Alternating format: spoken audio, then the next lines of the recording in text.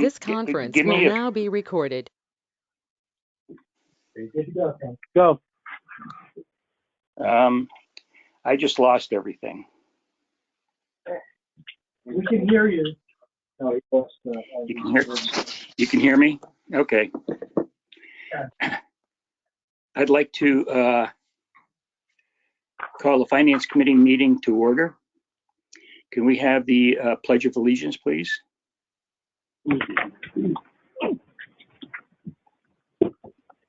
I pledge allegiance to the flag of the United States of America and the republic for which it stands, one nation, under God, indivisible, with liberty and justice. Roll call, Mr. Leslie. On video feed, Committee Chair Kenneth DeWitt. Here. Committee members Albert Hayes. Here. And Timothy Reagan. Here. Board Chair Mark Finkel. Here. Board members Richard Bird. Here. Alfred Tito. Here. And Nicole Allen. Here. Executive Director John Callahan. Here. General Counsel Robert Leslie. Here. Chief Fiscal Officer Timothy Minuccia. Here. Chief Engineer Robert Coltan. Here. Compliance Officer Stephanie Rizek. Here. Everybody counted for your form. Can I have a motion to adopt or revise the meeting agenda? I will make that. I'll second it. Mr. Hayes, Mr. Reagan. Can I have a motion to approve the April 12th, 2022 Finance Committee meeting minutes? I will make that. I'll second it. Mr. Hayes, Mr. Reagan. Want to Committee business. Oh, I'm sorry. Can I have a vote? Everyone in favor? Aye. Unanimous. Opposed? So the motion is approved. Under new business, a discussion explaining the positive impacts that provisions within the New York State 2022-2023 budget will have on the regulating districts July 1st, 2021 through June 30, 2024 budget. Mr. Manchuka. Thank you, Mr. Chair. We wanted to have this because the district finance will obviously change as a result of the state fiscal year 22-23 adopted budget. And that change is unequivocally positive. Specifically, the state fiscal year 2022-23 adopted budget included the reappropriation of $20 million from last year and $20 million to capital appropriation. This $40 million will make critically important rehabilitation work possible. The second element is elimination of the regulating district's responsibility for school and municipal real property taxes. At over $3 million, these expenses represent nearly half of the operating expenses in the Hudson River area. And unlike the capital appropriation, this change is recurring. Taken together, these changes bring important structural relief to the regulating district, whose financial condition has been stressed for more than 10 years. Given these positive developments, we want to discuss with you a new option for financing the next investments in regulating district infrastructure. In June of last year, we asked you to consider the budget for the next 3 years, a financing plan estimated at $8 million for the project at Hawkinsville in the Black River area and Indian Lake in the Hudson River area. The recommendation at the time was to borrow for all the money needed. We now believe it is possible to utilize a mix of debt and pay-as-you-go financing. This alternative is possible because of the elimination of the real property tax expense, as I mentioned a minute ago. That elimination will allow the Hudson River area to retire the $3.1 million loan it took from the Black River area as a result of passage of Resolution 11-2408. That loan was needed because the regulating district was still working through the financial implications of its legal challenges at the time. For the current $7 million million, the Hudson River area can retire this loan in the coming months, just as the expenses from the Hawkinsville project hit. The liquidity analysis we conducted with the assistance of 3+1 gives us assurance that this is possible. Not only do we know that there are sufficient funds available to repay the loan, we also now know, as Pan has written and will explain later this morning, that our estimates of the construction of the Hawkinsville project were both conservative and prudent. Add it all up, and we believe this approach, namely financing Hawkinsville on a pay-as-you-go, are financially useful, will preserve debt issuance capacity for future projects, and result in debt service savings arising from less debt issuance than we originally anticipated. We also expect, for these reasons and a host of others, to be back to you over the course of the next 25 months to seek transfers within the budget the board adopted last June to make sure sufficient authority is available when the funds are needed and in the proper accounts. Some of those transfer actions we've asked the board to approve in the last 11 months and anticipate asking in the upcoming 25. We also know from the economic headlines and our own experience that the cost of goods and services have risen. The last aspect of the regulating district's financial condition I want to mention relates to the assessment it charges beneficiaries in the Black River and Hudson River areas.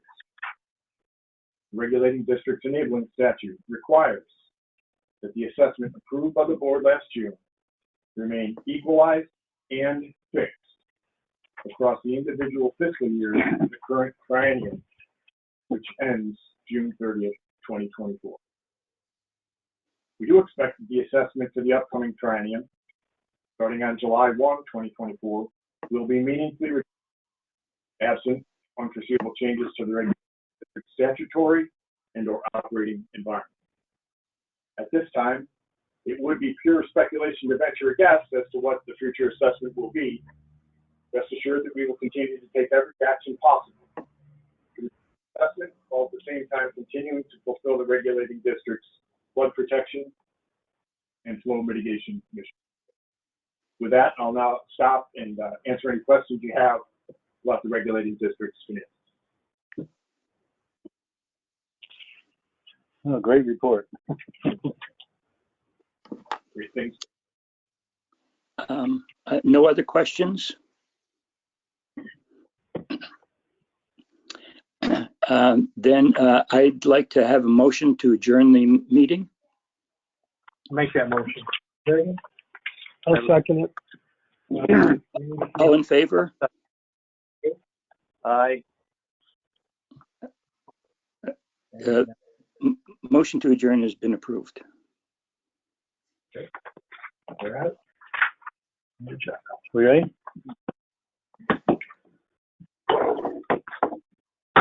I'd like to call the May board meeting of the Hudson River Black River Regulating District to order. Before the roll call, I just want to say what a pleasure it is to have us all together in one room for the first time in a long time, and I get to meet the new board, so it's great to see everybody.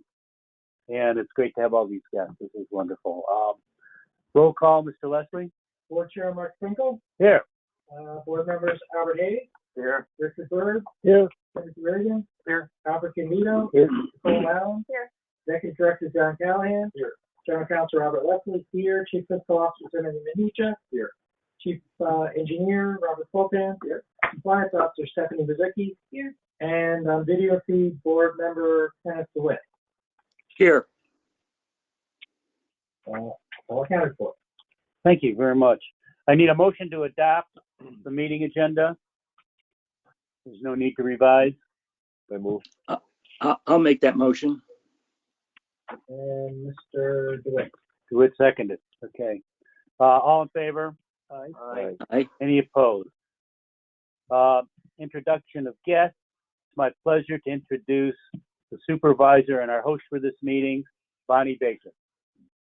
Good morning. I Good want morning. to welcome you all and thank you so much for, we're very excited to see your presentation. And again, thank you for coming. You're welcome. Thank you. Thank you. Thank you. I don't have a sheet where people have signed up for public comment, but is there anybody who wants to address the board? This is the time. Anybody want to address the board? We set? Okay. Then I'm looking for a motion to approve the April 12th regular board meeting minutes. I will. First, Second? Let's second it. Is any discussion or changes or is that all in favor? Any opposed? We're down to the report of our executive director, Mr. Callahan. thank you, Mr. Chairman. My report is on page 17 and 18, certainly another frenetic, active period in recognition of the robust. The members have had an opportunity to review the report. I'll just pause for any questions the members may have. Any questions for the director? If not, we'll move on to contract actions. Mr. Chairman, just excuse me for one moment. No. I just want to also note that pursuant to Resolution 1517, TAC 05, approved in May 2015, which placed each of the regulating districts managed confidential staff at a specific grade and step pursuant to salary schedules administered by the Governor's Office of Employee Relations and linked MC raises for regulating districts which were scheduled adopted by GOER. The CFO has executed appropriate salary actions for MC employees, and I'll note that so far this year that does not include the 2% raises. It only includes step advances, and the only sole member of the management team that has a step coming is yours truly. So the board doesn't need to take any action, but we note that for the record. Okay. Now we will contracts. First one is a motion to approve regulating district annual report for January 1st, 2021 through December 31st, 2021. Again, Mr. Callahan. Thank you, Mr. Chairman. As the board is aware, this is a statutory requirement.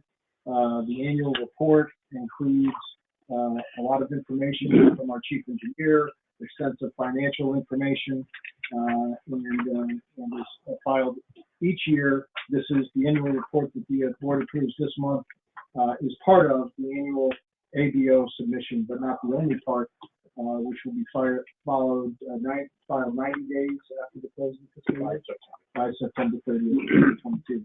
But this is a statutory step that we must take, and if the board's had an opportunity to review the annual report, I'd ask for the board's approval on that. Okay, so we need a motion for this. Yes, sir. So, it says motion to, sorry. So I'm looking for a motion to approve the annual report. I'll make that motion. Mr. Hayes? Second. I will. Mr. Bird? Any further discussion? No. If not, all in favor? Aye. Any opposed? Next, we need a resolution authorizing the executive director to negotiate and enter into an agreement with Interactive Media Consulting, LLC. Again, Mr. Callahan. Thank you, Mr. Chairman. As the board will recall, IMC is the vendor for our online permit system. Also, they administer our constant contact account and our website. This contract is for all-inclusive services through the remainder, through the entire next year. So this is management of the permit system database. As I've noted previously, we had nearly 60% of all permits Great Saco State renewed this year by utilizing the online permit system. It's been a real customer service enhancement. The board has advocated for a number of years and through its leadership there to get it done. So this contract is for an amount not to exceed $9,346, and we'd ask the board's approval. Okay. Do we have any other contracts on IT type of? We have a managed services provider. Primarily, that's Mr. Minicha. They handle our email, cybersecurity, other IT environment. I would say IMC is our public-facing consultant for the permit system, the website. No, we don't have a dedicated director of IT. I know, Why? that's why I'm asking the question. What's the total of outlay for IT services? You know, Roughly $14,000. that's it. So the other one's insignificant compared to this one. This one's $10,000, just under 10. And I said, our work with Hudson at $14,000. Okay, it was 23,000. But we're picking nothing else. Okay, thanks. Good question. Well, first of all, let's get the motion on the table. Authorizing the executive director to negotiate and enter into an agreement with Interactive Media. I'll move. Second. A second. Mr. Hayes. Any further discussion? All in favor? Aye. Any opposed? Next, resolution authorizing personnel advancements, including operations manager, field supervisor, and senior field assistant. Thank you, Mr. Chairman. And continuing along our revision of duties and reporting structure, working closely with the board and specifically the working group now comprised of yourself, Mr. Chairman, Mr. Reagan, and Mr. Hayes. We have continued to implement certain new roles for staff. One which the board approved at the last meeting was the operations manager for the Hudson River area. Mr. Fulton and I interviewed 3 internal candidates, and it was as a result of that process, and then Matt Ginter being appointed to the position of operations manager.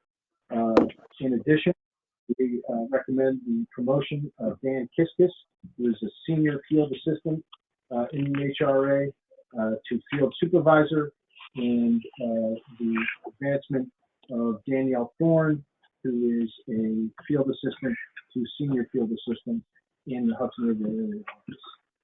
We'd ask for the board support on those advancements for our staff, Mr. Chairman. So, do we have a motion authorizing these personnel advancements? I make that motion. Reagan. Any further discussion, questions? If not, all in favor? Aye. Any opposed? 3 more. Resolution authorizing the use of video conferencing. Mr. Leslie. So Public Officer Law 103A adopted as part of this year's state budget provides that the public body may, in its discretion, use video conferencing to conduct its meetings as long as a minimum number of members present to fulfill the public body's quorum requirement. And they have to be in locations where the public can attend. We have written procedures governing member attendance and public attendance and posted those to our website. A special note, the law requires that members of the board are to be physically present at any such meeting unless unable to do so due to extraordinary circumstances. We will note in the minutes what those circumstances are. For instance, in this instance, I have noted or plan to note in the minutes that Mr. DeWitt is unavailable because he is traveling. He's not able to be with the rest of the board.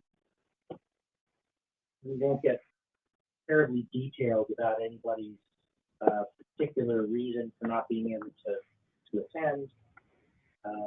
Certainly in your case as a volunteer board, you have lives that will take you away now and then.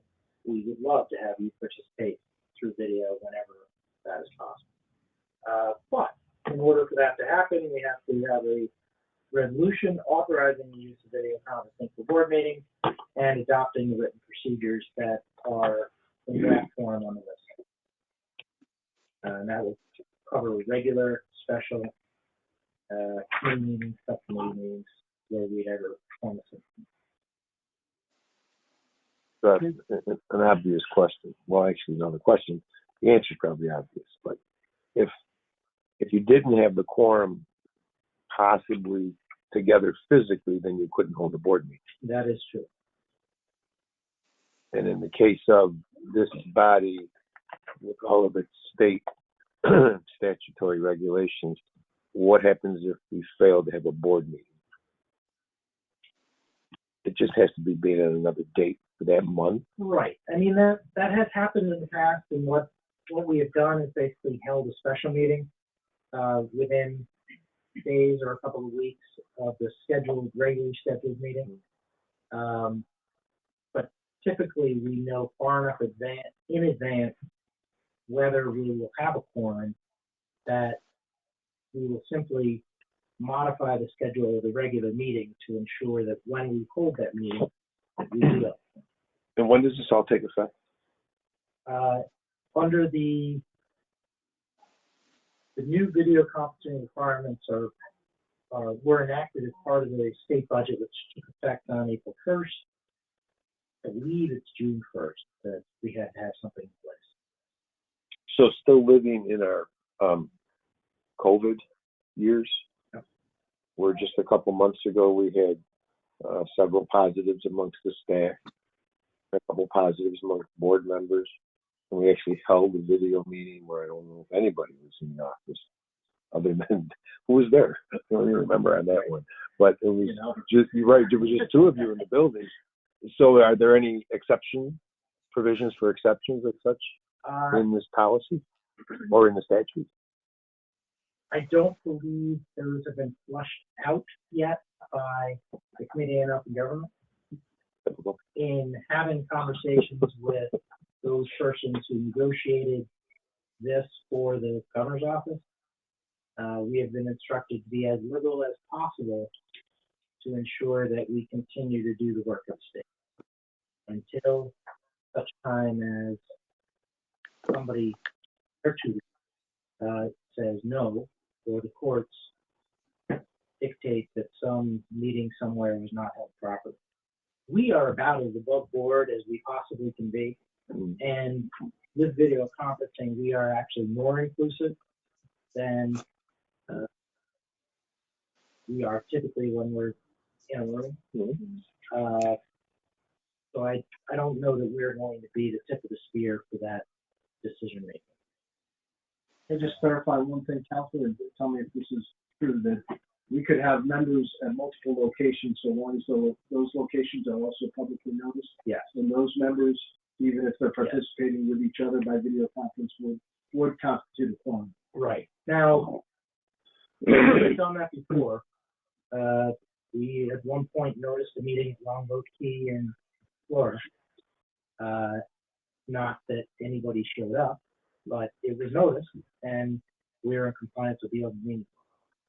If we were in a position where we were going to be unable to have a quorum but for noticing the meeting on your front porch, it's up to you whether you want to do that or whether you want to go to the local library, and we'll notice the meeting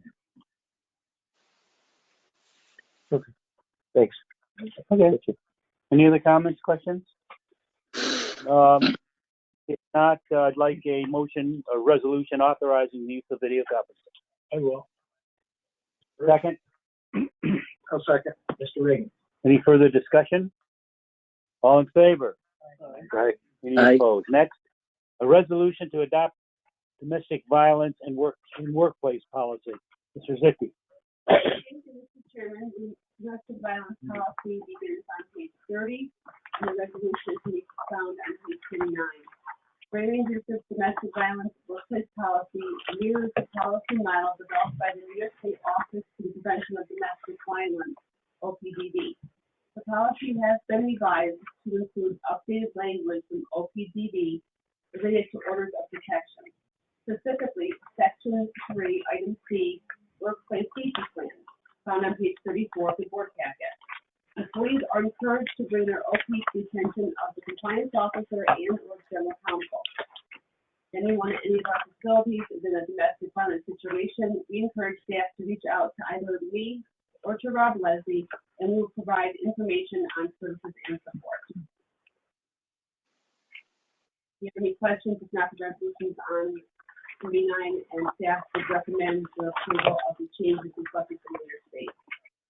Stephanie, is that just part of your normal training, domestic violence and stuff? Is that so that there's no additional add-on that's required now, or is that? Well, there will be. When I do the annual staff training that includes a portion of violence, I will now going forward include a very specific section on order protection. So staff are aware that whether they have an order protection or if they're aware of a coworker with an order protection, we'd encourage staff to come forward with it so we can make sure there's a workplace safety plan for staff and for the involved employee, and as well as we can provide support services to that employee. The Office for the Prevention of Domestic Violence has a training seminar that they put one person or two people from each agency through. I had done it a dozen years ago. I think Stephanie is going to, or maybe you already have done it. And it basically just allows you to be a liaison between our agency and the Office for the Prevention of Domestic Violence, such that you know who to talk to and what questions to ask of a staff person who has issues, whether those issues are at home or in the workplace, whether it is somebody harassing you at the workplace because you work together or because they're interested in making your life difficult if they're an estranged spouse, for instance. We're in a much better position to handle many of those issues than some other agencies are, such as like the DMV, public-facing agency. You've got a problem with somebody, that person can come through the door anytime, day and night, or anytime that you're open. That's a problem. We generally, we have a different office environment. For instance, Rob is not required to sit at the desk and have nobody else be at that desk. Rob can get up and walk away and get away from an abuser. People at DMV can't necessarily do that. So it's a whole process. OPTV is together a policy. They recently revised that policy. Typically, we would review policies at 3 meetings, but because this is a change wrought by another agencies whose policy we're basically taking on, it's a ministerial act on our part. And the names to whom you should have a employee have a section in your favor. And some specific language also prescribed by the state. Right. So prescribed by OPTV. I have a question, Mr. Chairman. Sure. Will you be notifying all the staff of this change prior to any training? Yes, once this based on our passed adoption? with the new language, I will email this revised policy to all staff, and they will be informed that beginning next year, if we just continue training that. We always have domestic violence training. The new training will be more involved. Okay. To me, the key is everybody understands that, there's no misconception of what's going on. And if they understand the process, I always think that's simpler. But now, the only other thing I guess I'm thinking about, and that made me think about when we started talking about violence, is that the office at Sagadaga is pretty open of coming in there. And I hate to even bring this up, but in today's environment, is there anything that we need to be doing there, or at least, does the state have any guidelines on that?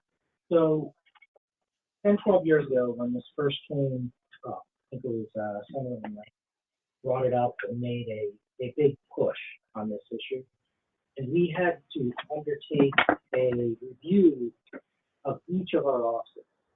At that point, for instance, the Watertown office has a security guard at the front desk preventing people from getting in the office. The office at Mayfield is set up in a way that there's a counter between you and the, just getting in. There's a sign now at the back door, and the back doors are locked in a way that somebody cannot just walk into the building. We have specific pathways through which people access. We reconfigured the desk so that you can see the front door.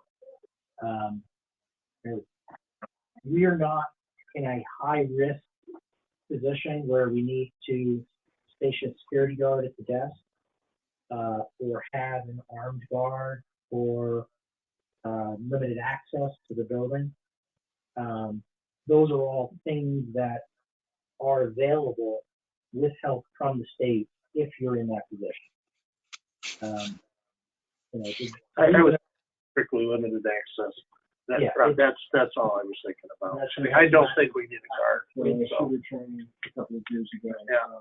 I mean, it's been 10 years, but we did do a whole analysis. And it's crazy we don't have to talk about that, but yeah. Well, if I could just add one more thing, the executive director, the CFO, myself, and the operations manager are reviewing our security system, which right now is the keypad, and we envision security that will have actual security cameras so we can see people coming in from the outside.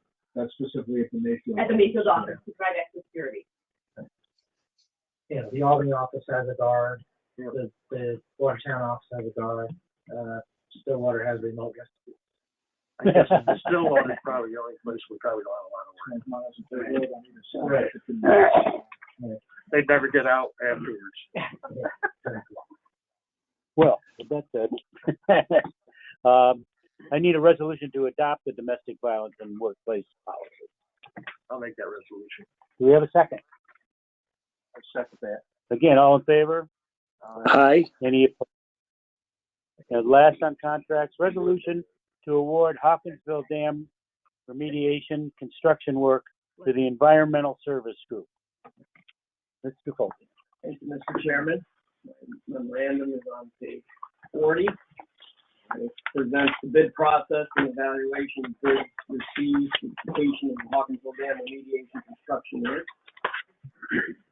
The public notice advertising the work was placed in the contract order on 22nd, and on the due date of 28th, the district received 2 bids. The bids were publicly opened on the 28th, and the determination of the apparent low bidder was made according to the information for bidder documents.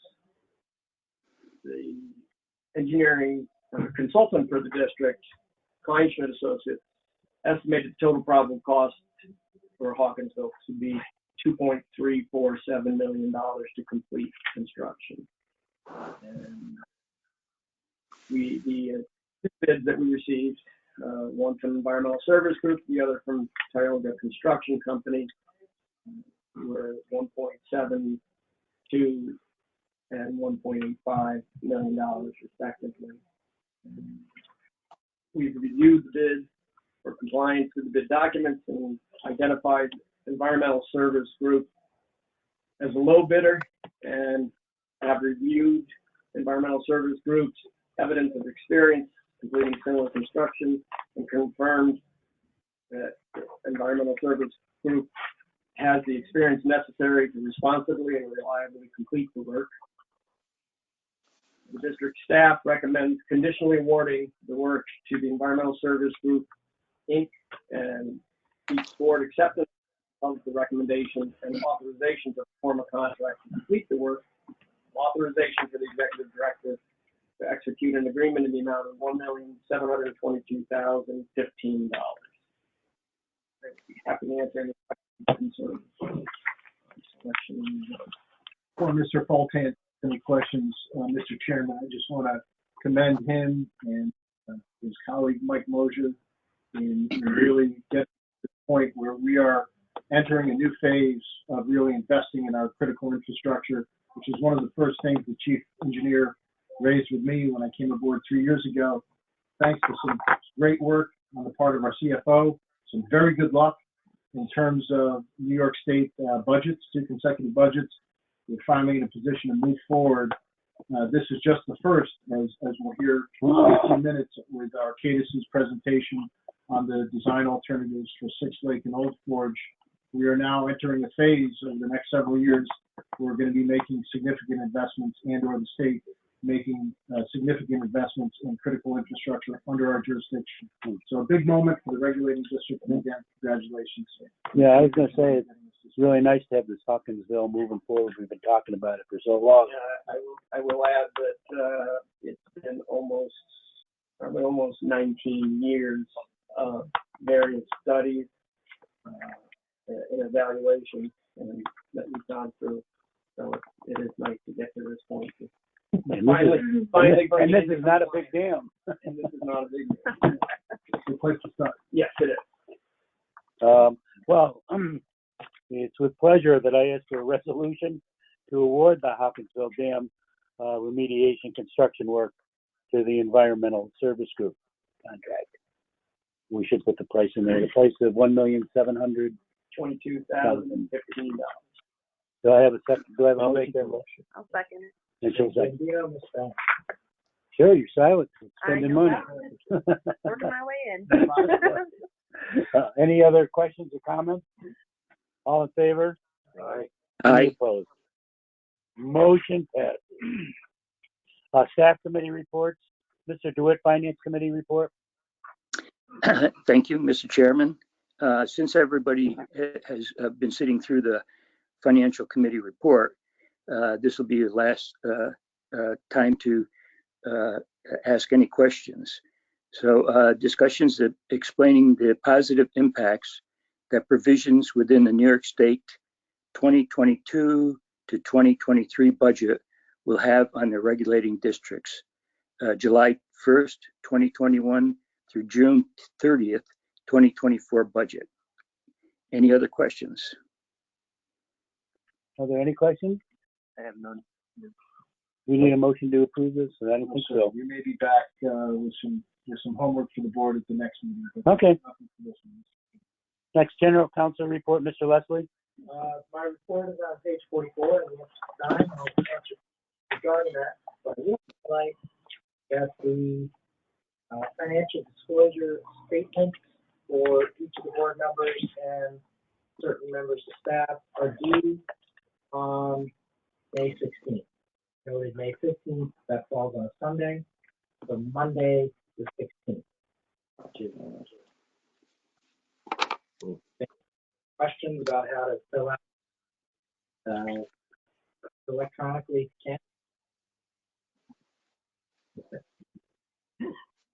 Any other questions from Mr. There Leslie? might be questions as I get online. It takes less than 10 minutes the second time you do it. Yeah. Much less than 10 minutes. I haven't done it for the first time. Any other questions? If not, we'll move on to Compliance Officer, Mr. Zicki.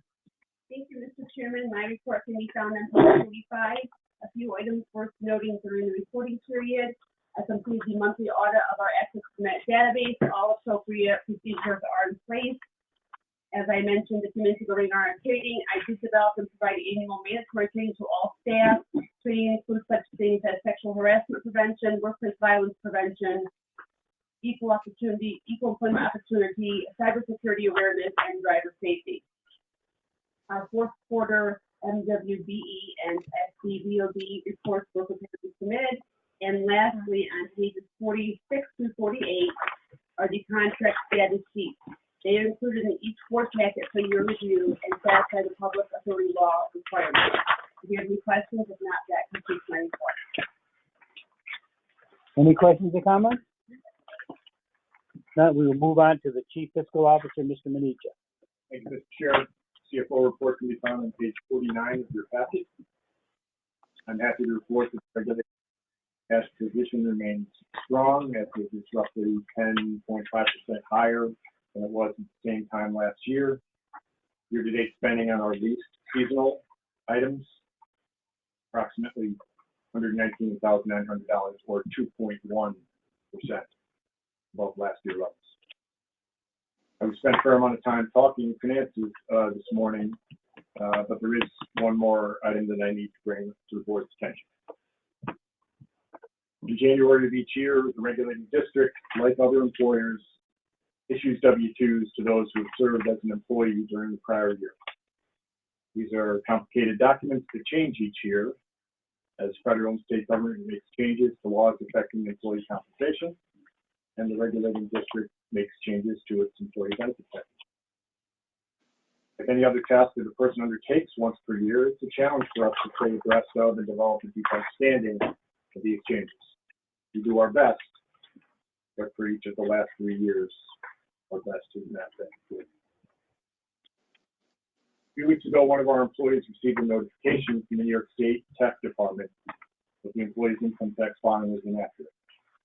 The source of the inaccuracy was a W-2 completed erroneously by the regulating district. As we researched the problem, we discovered that 5 other current employees had a similar error for the years 2019, 2020, and 2021. Common denominator among the 6 affected employees is that they were, during this time period, still contributing to the New York State Employee Retirement System, and this contribution is taxable at the state, but not at the federal level. So, there's a box on the W-2 where this amount is supposed to appear, and the tax filer adds this amount to calculate taxable income on their New York State return. Unfortunately, the regulating district's financial management system does not adjust for state-by-state differences in handling this employee compensation. So, users like us have to make a manual adjustment, one which we failed to do. We immediately communicated this to the affected employees and indicated that they should consult with their tax preparer if they have one. We also issued corrected W-2s for each of the 3 years, so affected employees would have the correct information if they sought to file amended New York State returns. Since that initial communication to our colleagues, one colleague has consulted with their tax preparer and decided to file an amended tax return for the affected years. In order to do so, the employee's tax preparer will charge them a relatively modest fee. I'm asking the board to authorize the regulating district to reimburse any employee affected by this error for interest or penalty charges imposed by the tax department and any fees arising from consultation with their tax preparer for the preparation of amendment. I ask this authorization because the errors of the regulating district and not the fault of regulating district employees who should not be negatively impacted by an error that is not theirs. Going forward, the regulating district will explore all options to make sure this error does not happen again. W-2 preparation training, a contractual arrangement to have a professional firm view the work in preparing the W-2s, and other options we discover will be evaluated. We will keep the board apprised of the steps we take, and we welcome any suggestions it has. About how much? Okay, go ahead. About how much money are we talking about? I think we could be talking about maybe $1,000 or so if every single individual affected chose to file amended, did it with a tax preparer, got a relatively modest fee. As one of the 6, I can say that I will not be seeking reimbursement for my family members. Do your own tax or something? I do not. Your own? Out of the, it said there's a total of 6, yes, and one person's come forward so far. Have we educated the other ones well enough that they know if there's value to them or not are coming forward? So we have the same opportunity for them to recover the money they should. Communicated right multiple occasions, every step of the way. Tax preparer, play one on TV, and so it would not, offer such advice about how they ought to. But certainly, they ought to consult with anybody that they do work with, and we have had, one employee who received a notice, just complied with it. Another would like to avail themselves of their tax preparer and file amended returns. I was just making sure that they're educated enough that if there was some money that they could get, they realized that it was that. But you guys are saying we're all set there. So anybody that comes forward, then we would pay to have them do that. That's what you're saying. On a reimbursed basis, they would have to, provide the documentation that shows that they have backfile returns and invoice for the services from any tax preparer, and you handle it as a reimbursement so that it's, last thing we want to make sure is that nobody thinks that this is additional compensation to them. It certainly is. Very good. Well, then I'll ask for a motion that Mr. Chairman, we accept this. was this an internal or do we contract out the issuing of the W-2s? So we, working with our financial management system, are responsible for pulling the information, getting it out, organizing it. We then contract with a firm to help us put all that information in those little boxes that everybody's familiar with and then mail them out to employees. But the responsibility for the right numbers in the right categories is ours. And unfortunately, I think not just for our financial management system, but for all of those that are serving a national market, they will make changes so that this is automated if it is a federal change in the Internal Revenue Code, but not, you don't have 50 different changes for how 50 different states might handle this part of compensation. In this case, it's a 414H, Internal Revenue Code Section 414H, that the federal government does not require to be reported as taxable income at the time they get it at the end, receive the retirement tax.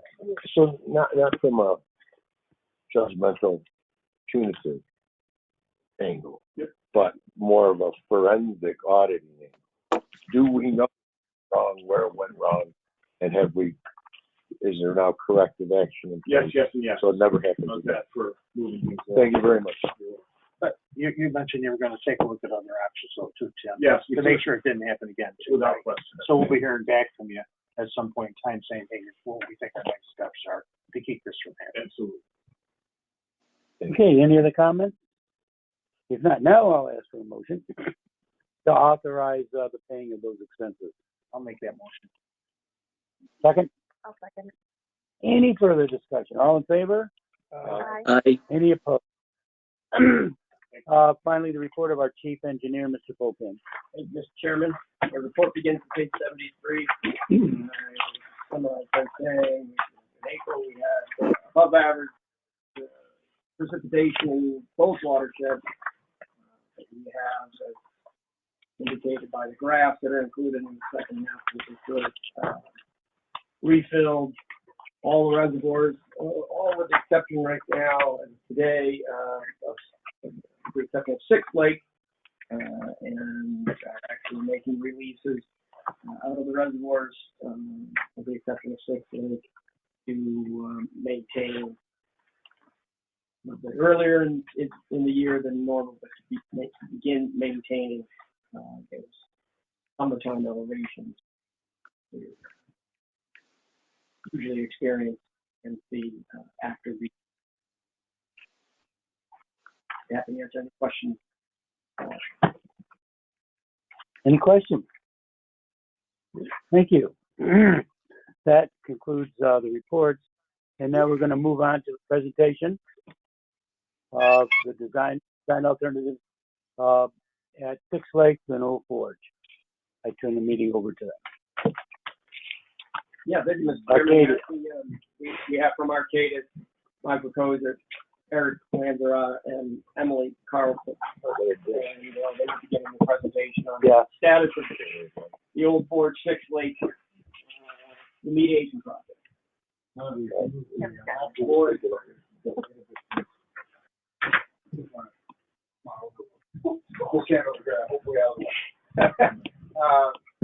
So welcome everybody and thank you for inviting us today. It's our pleasure to present to you today the selected alternatives for the Old Forge and Six Lake dams. We had last presented, I believe, in June of 2021. At that time, we had looked at the 2015 EAs and for a variety of reasons found some slightly different outcomes than what the 2015 EAs presented. Eric and Emily will talk about those a little bit in the alternatives that were evaluated and ultimately one of the rehabilitation alternatives that were recommended. So I'm Mike Kozer. I'm Vice President at Arcadis, Project Manager for this project. I've got with me the technical team leads portion of the evaluation, and Eric Lanzarada led the stability and geotechnical evaluation. So my role here is to do the introductory slides. I'll turn it over to the technical team to lead you through our findings and recommendations. I'll pause for just a moment while they adjust the screen.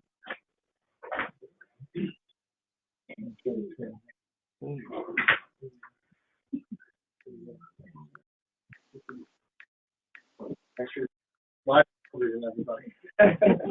They should look on Broadway. Exactly. Yeah.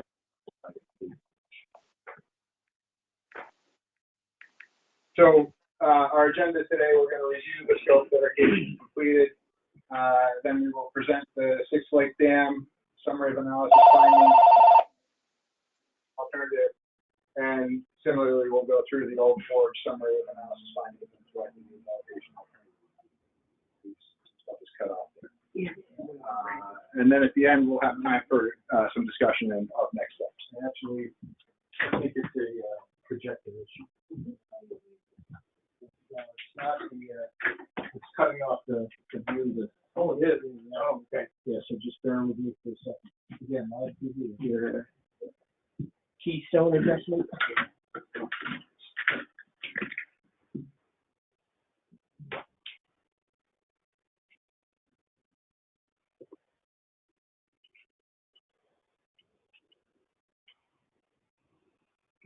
John, I'm impressed you got it down.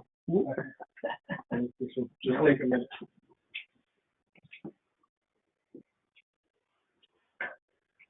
Ever tell you why I like overheads?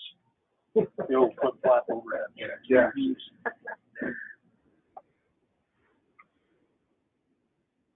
The good thing is that Megan up in Watertown is putting this presentation into the recording directly. So This is a lot easier than overheads. it should show great forensically or any of that.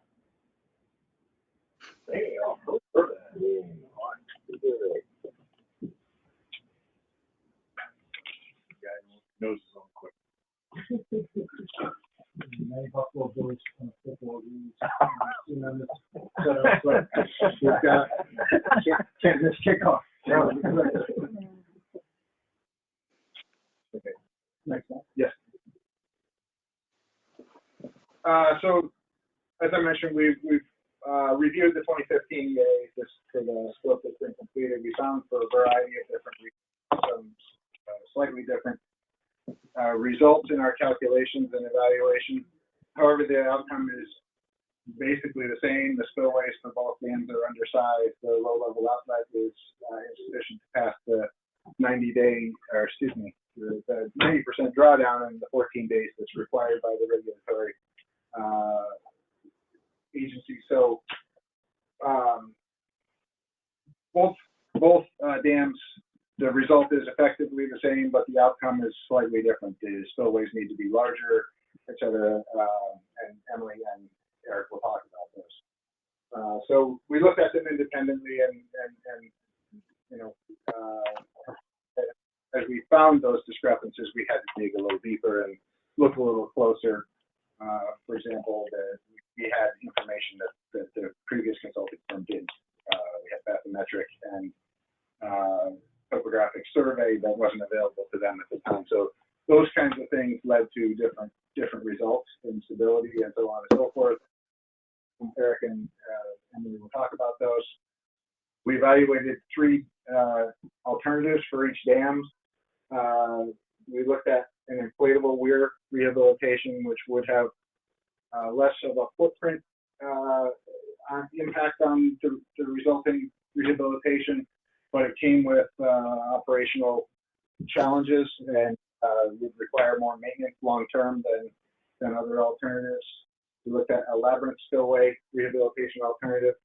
That's a modification of the existing dam and spillway to be able to pass. And these are general categories. They include other components for the low-level outlets, which we'll get into the details of soon. And we looked at a new dam or full replacement the new dam with full replacement to say that it comes with additional requirements that don't apply to a rehabilitation. So we would be, if that alternative were selected, which made it less attractive, you would have freeboard requirements that wouldn't apply, and the design storms might be larger for it. So,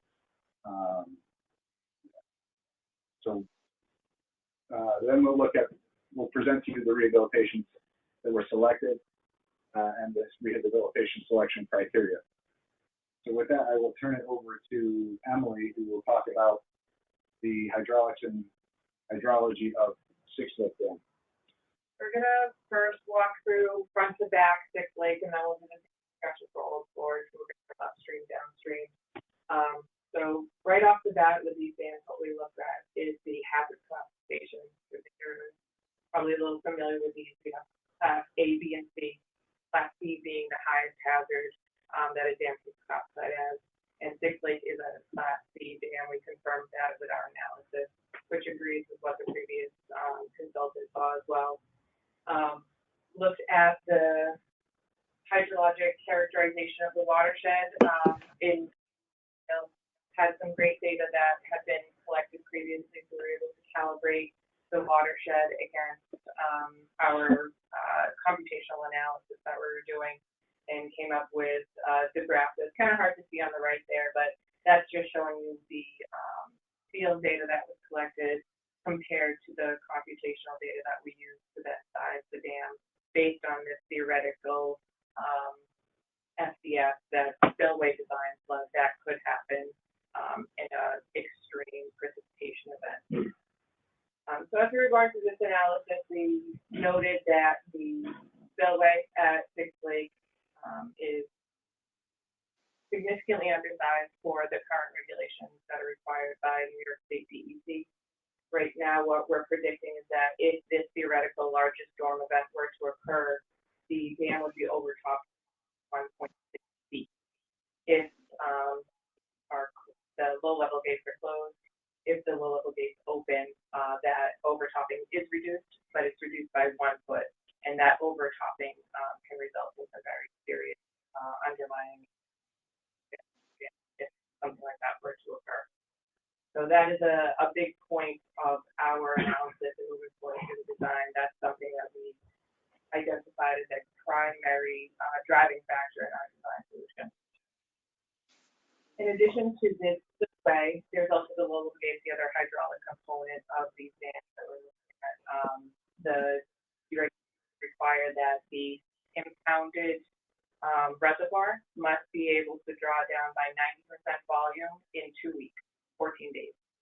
We did an analysis of what those low-level outlets that are currently installed are capable of doing, and we're predicting it would take upwards of 23 days for that drawdown to occur. So that's something DEC is paying attention to while we go through these calculations.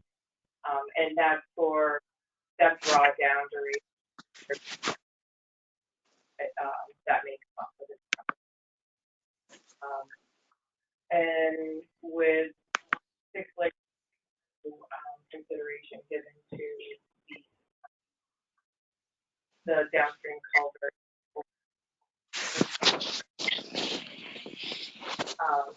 We were on the capacity of that culvert downstream of the dam. And I think I will pass it over to Eric at this point to discuss the stability analysis.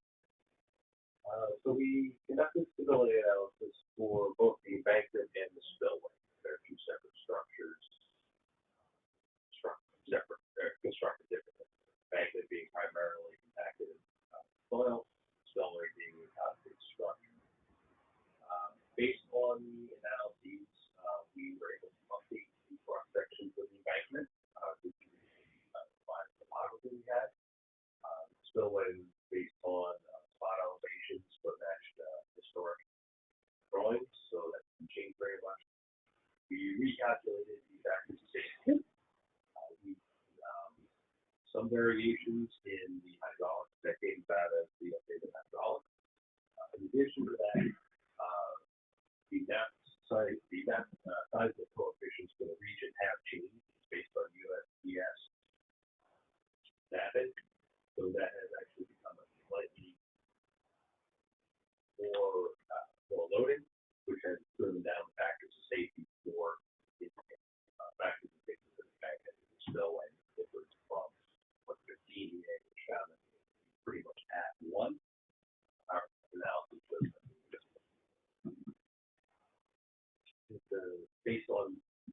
findings, coupled with the hydraulic, that leads into developing our rehabilitation alternative.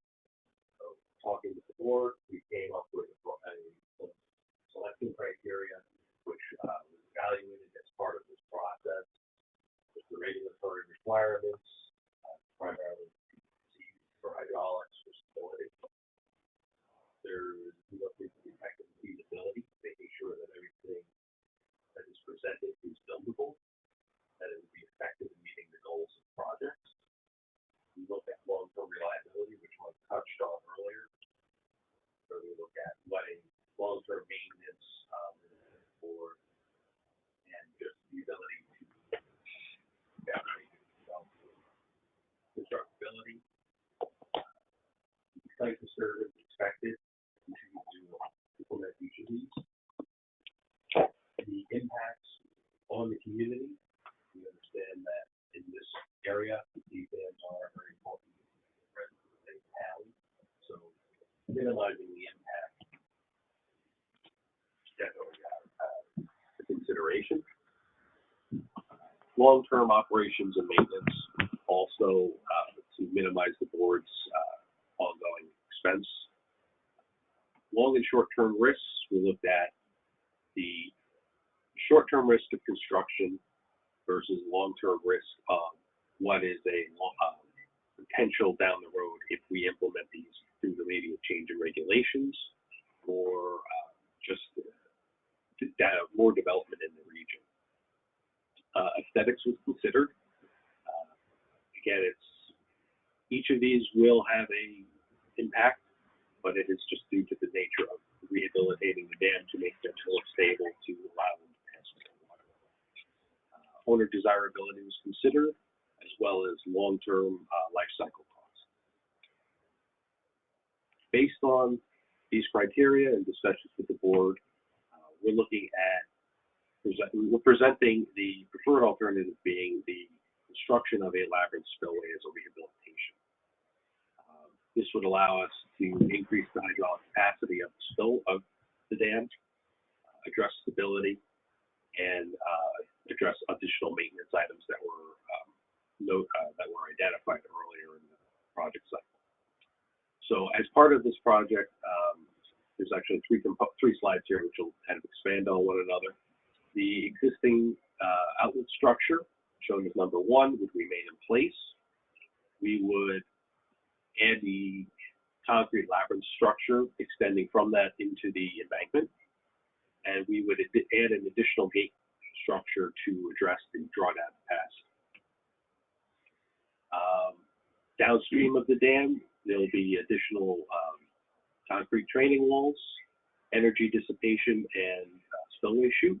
This will provide necessary protection of the dam long term for scour erosion and just ensure that the dam is stable. And then to address the remaining section of the embankment, which will still show as being below factor of safety for seismic, we're going to install an upstream buttress, which will weight and provide the necessary protection. And then similar buttress downstream, but that will include a filter which will address the known ongoing seepage of the dam. Okay, so that concludes Sixth Lake. We're moving on to Old Forge Dam now.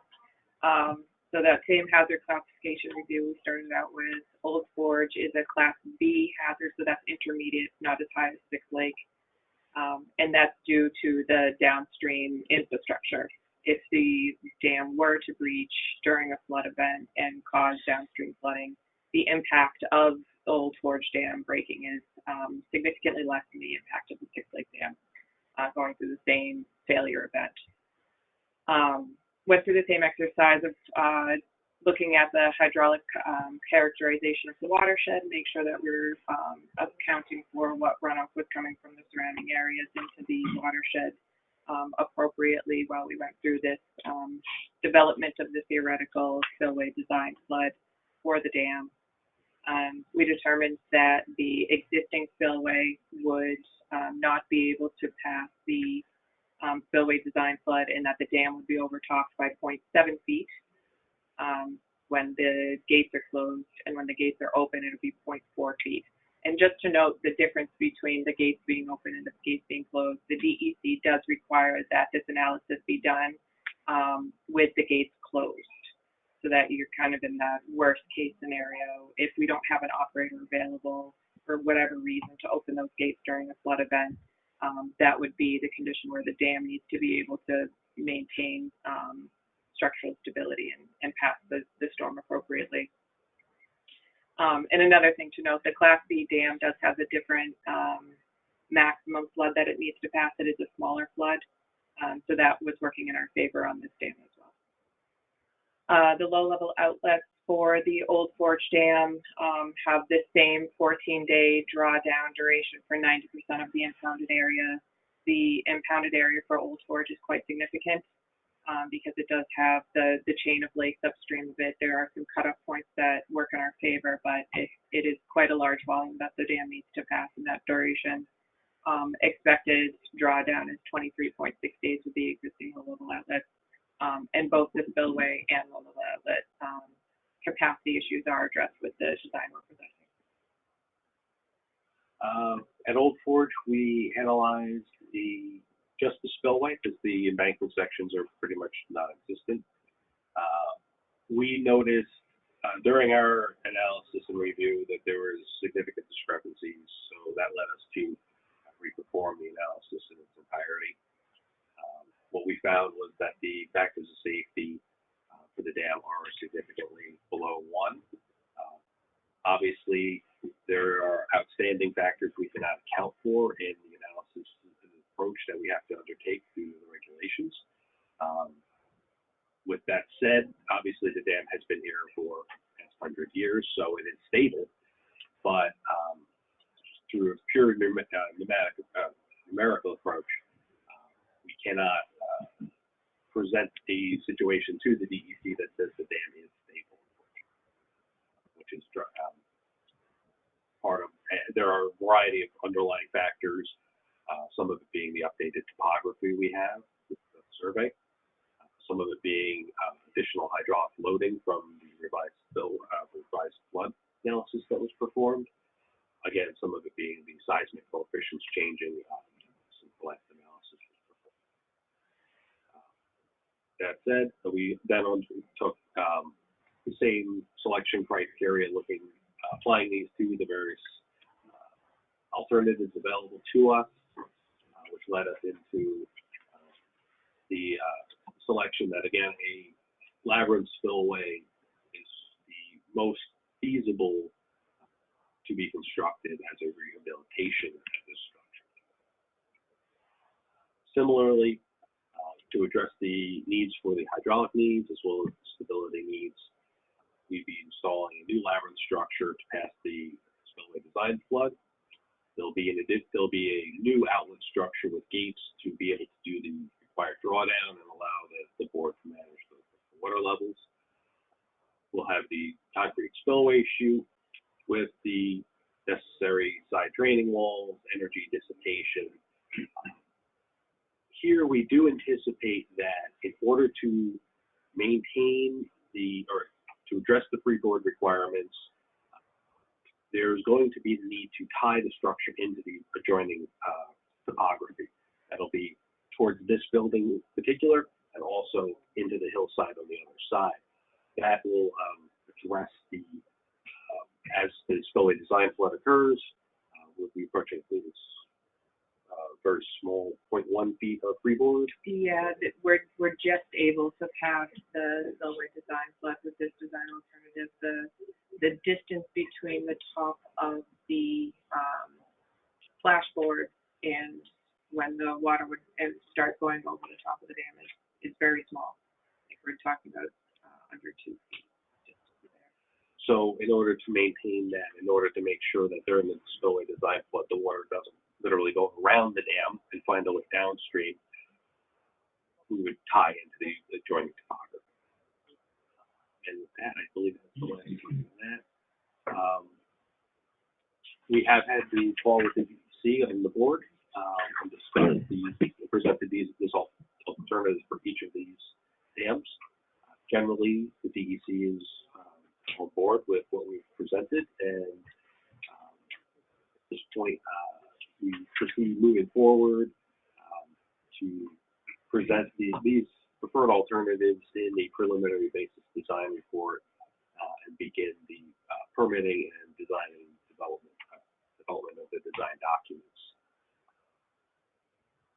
We can open it up to any questions. Thank you.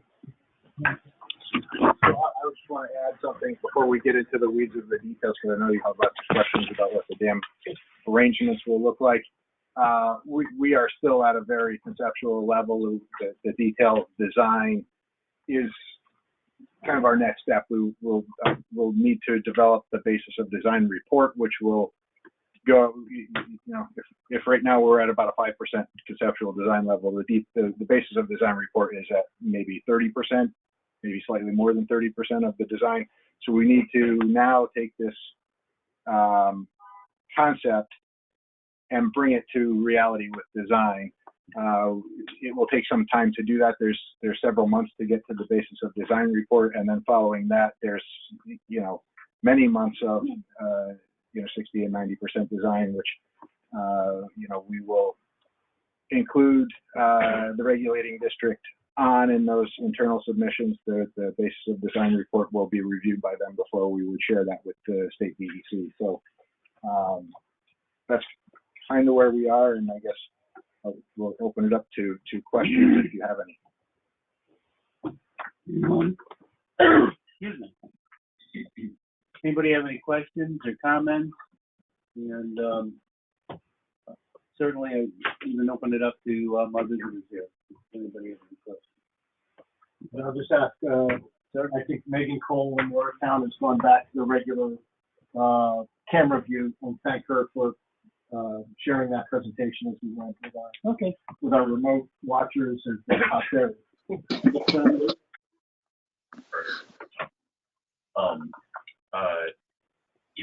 Old Forge is a special place, and people have oh yes. Just walk this way just a little bit. Thank you, Chris. Old Forge is a special place for a lot of people. Aesthetics are a big deal for the area. There's a lot of attachment to the current dam with the red structure there, and I would just like to express, hopefully that we can maintain some sort of historical or beautiful component to it. Attention to detail. I realize you're not at that stage right now. You're looking at more of the necessity of how it's going to look. But both places, even I'm not part of Inlet, but those are key things for us up here. Obviously, the work, but the aesthetics I think are so important. And if there's any way, I see it's going to get wider. Is there any way after this that we can walk over there and just kind of get a general feel for roughly how? So that's Kurt. Glad you raised that, because we're very happy to be able to take a walk around, similar to the walk I did with you and other members of the board last fall, with the board today after the meeting. Arcadis is going to stick around and take that walk with us. Great. And certainly for the board's benefit, and we've talked about this, we certainly recognize the iconic gatehouse and all the elements there that make this such a special site and an integral part of your overall comprehensive plan. So we're looking to have that dialogue now and continuing the final design about how to incorporate the absolutely necessary regulatory requirements that we need to incorporate into the design while maintaining that important aesthetic and sense of place that is so important to Old Forge. Yeah. Well, thank you. Anybody else have a comment, question? When you widen, is that going to affect the covered bridge? Because it have to be in modification at the building? It will not impact the covered bridge. All the improvements will be upstream of it, and the spillway chute and improvements for energy dissipation will take place upstream of it. And you're familiar with the spatial layout there. It's a pretty compact area. Yeah. So there's a lot of stuff that has to happen in that short distance, but it won't impact the covered bridge. And likely if it did, it could probably infrastructure, foundation. Right. Modifications to relate to improvements, but nothing break. Any other comments or questions? Well, I thank you all for coming, for your interest, and I thank you. Thank you very much. Thank you for having us. Any other board member questions or comments? I need a resolution for the next board meeting, which is June 14th in Mayfield.